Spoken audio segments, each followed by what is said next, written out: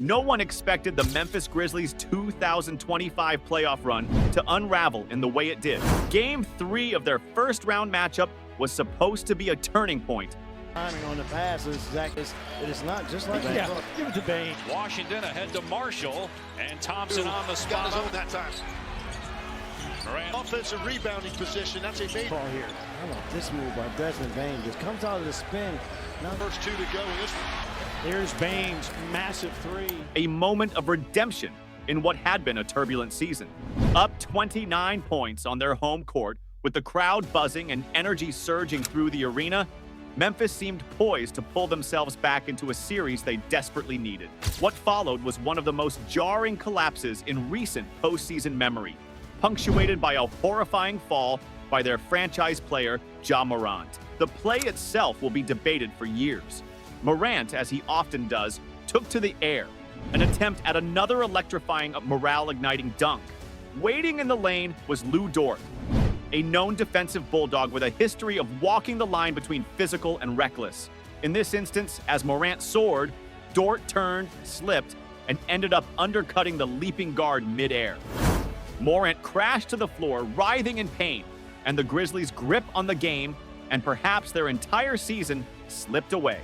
Whether it was intentional or not will always be subjective. Slow-motion replays revealed Dort slipping just before contact, suggesting it wasn't malicious. But for Memphis, the damage was done. Morant was out. The Thunder rallied. Memphis collapsed. The result was a humiliating defeat that now feels symbolic of something larger. The unraveling of what once looked like the NBA's next great young core. The conversation now in Memphis isn't just about the play or the game. It's about what this franchise is and what it's becoming. Because while injuries happen and leads vanish, what's more concerning is the sense that the Grizzlies may be approaching a critical fork in the road with no clear direction forward. Everything now orbits around Ja Morant. And as talented and thrilling as he is, his presence brings as much uncertainty as it does promise. This isn't just about one player's injury. It's about a franchise teetering between two realities, becoming a perennial contender or fading into the long list of what-ifs. To understand how we got here, you have to rewind. Just a few years ago, the Grizzlies were the NBA's darling underdog story, a tough young squad led by a generational talent in Morant, flanked by rising stars like Jaren Jackson Jr. and Desmond Bane, coached by the sharp, developmental-minded Taylor Jenkins. They weren't just good, they were exciting. Grit and grind had evolved into flash and firepower. They played fast, defended hard, and were brimming with attitude. That edge made them popular, but it also became part of their undoing. The 2023 and 2024 playoff runs exposed the first cracks. Despite strong regular season performances, the Grizzlies flamed out early. Opponents seemed to understand how to game plan against them in the postseason. Morant, while brilliant, had growing concerns off the court. His persona shifted. Suspensions, social media controversies, and team distractions piled up. By 2025, what was once a strength, the team's brash confidence, started to look like a lack of identity. This season started off in chaos. Morant missed the first 25 games due to a suspension related to off-court behavior. When he returned, he looked explosive as ever, but not quite comfortable. His teammates seemed unsure how to reintegrate him. Taylor Jenkins, once heralded for turning late first-rounders into contributors, began to look overwhelmed. The team never found consistency. Even as they notched wins, there was a growing sense that something was off. Behind the scenes, the front office made their move. They began altering the coaching staff, replacing assistants, bringing in external voices. It became clear that Jenkins was on thin ice. When Memphis dropped 2 of their final regular season games and limped into the playoffs, the decision was made. Jenkins was out. In came Tuomas Isalo, a relatively unknown quantity in NBA circles, but an acclaimed European coach known for motion-heavy offense and precision execution. It was a bold move, perhaps a necessary one, but it set the stage for a playoff series where the team looked completely disjointed. And then came Game 3, the injury. The collapse, the questions. Now every piece of the Grizzlies organization is under the microscope. First and foremost is Ja Morant. When healthy, he is one of the most electrifying players in the league. Few guards can match his explosiveness. His ability to get downhill and finish in traffic is nearly unmatched. But that style comes at a cost. He's a 2-foot jumper who seeks contact, who hunts highlights, and who often lands in compromising positions. Already in his young career, Morant has missed large stretches of seasons. Over the last 4 years, he has failed to play more than 61 games in a single campaign. In a vacuum, that might be survivable. But when paired with off-court drama and leadership questions, it becomes something much larger. Morant is the franchise player. But franchises need stability. They need presence, availability. Right now, Memphis has to wrestle with the fact that their cornerstone may not be able to offer any of those things consistently. If the Grizzlies were to explore a trade, Morant's value wouldn't be what it should be. Teams would rightly be concerned about his durability, his reputation, and his reliability. That limits Memphis's options. They're not going to sell low on a player this talented. But they also can't fully commit without assurances. It's a holding pattern with very few exits. Then there's Desmond Bane. Once considered one of the best value picks in the draft, Bane earned a major extension, and for good reason. He was efficient, smart, and tough, but this season saw him regress. His shooting numbers dipped, his confidence seemed shaken. He looked like a role player more than a rising star. If Bane can't be the elite secondary scorer they envisioned, then Memphis's offense suffers tremendously. Jaren Jackson Jr. remains the most consistent and versatile piece of the puzzle. A Defensive Player of the Year candidate, when healthy, his ability to space the floor and anchor the defense gives Memphis a unique weapon. But his contract situation complicates things. He becomes an unrestricted free agent in 2026. And under the current CBA, it's unlikely he signs an extension this summer. That creates a looming decision. Can the Grizzlies build something that convinces Jackson to stay?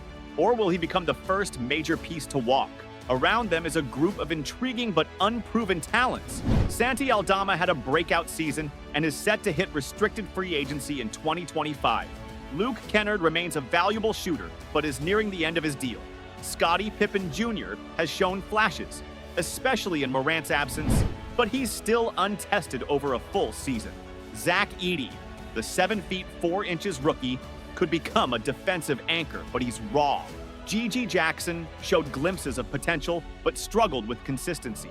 There's no shortage of intriguing talent, but so far, Memphis has struggled to develop it into reliable, playoff-ready production. And that's where coaching comes in. The move to fire Jenkins was both overdue and risky. He was known for player development, and the Grizzlies' identity was largely forged under his watch, bringing in Izolo signals a shift towards system-based basketball. Something more precise, perhaps more European in philosophy. That could work, but it also demands buy-in from players who are used to free-flowing, star-led basketball. If the system fits, Memphis could unlock a new level of cohesion. If it doesn't, they may have alienated the players who were most loyal to Jenkins. It's a gamble, and it comes at a time when roster stability is anything but certain. The front office, for its part, has been aggressive. Over the past 2 seasons, they've made offers for OG Anunoby, Mikal Bridges, and other high-end wings. They recognize the need for a connector, someone who can play between Morant, Bane, and Jackson. But so far, those efforts have failed. They've held onto their draft capital, perhaps too tightly. They've drafted players like Ziaire Williams in the hopes of hitting a home run. That hasn't materialized either. So what does this all mean for the future? Realistically, the Grizzlies are going to run it back. They don't have the flexibility or the motivation to blow it up. Not yet. They'll hope for a healthy Morant. They'll bet on Bane rediscovering his form. They'll lean on Izolo to implement a smarter, more efficient offense. They'll explore trades for wings and continue to scour the market for that elusive piece that can tie it all together. But they're also on a clock. If 2026 arrives and Jaren Jackson Jr. leaves, the foundation crumbles. If Morant has another setback, on or off the court, their options narrow even further. If the new coach doesn't resonate, then the front office will have fired the coach who developed their core with nothing to show for it. This isn't just a reset year. It's a referendum on the entire direction of the franchise, a moment that will define not only the next season, but potentially the next decade of basketball in Memphis. For years, the Grizzlies were seen as the model rebuild. Smart drafting, internal development, cultural identity. They weren't just good, they were ahead of schedule. Young, fearless, and loud, they looked ready to crash the contender tier and stay there. But somewhere along the way, the momentum stalled. Injuries, instability, missed opportunities in the trade market, and internal drama have all chipped away at what once looked like an unshakable foundation. A few years ago, Memphis was the team of the future. Now they're teetering dangerously close to becoming a cautionary tale. Proof that talent alone doesn't guarantee ascension. Everything now hangs in the balance. Health, chemistry, development, leadership, coaching, timing, all of it needs to hit at once. And even then, it still might not be enough in a Western Conference filled with proven giants and emerging powerhouses. But above all, everything depends on Ja Morant. His body, can it endure the physical toll of his style of play? His mindset, can he embrace the discipline and maturity that comes with being the face of a franchise? His availability, because no matter how gifted he is, he can't help if he's not on the floor. If Ja isn't the superstar Memphis believed he was, if he can't stay healthy, grounded, and present, then nothing else they build will stand. Every roster move, every coaching change, every long-term plan begins and ends with him. Because in this league, there's only one thing worse than not having a superstar: believing you have one and being wrong.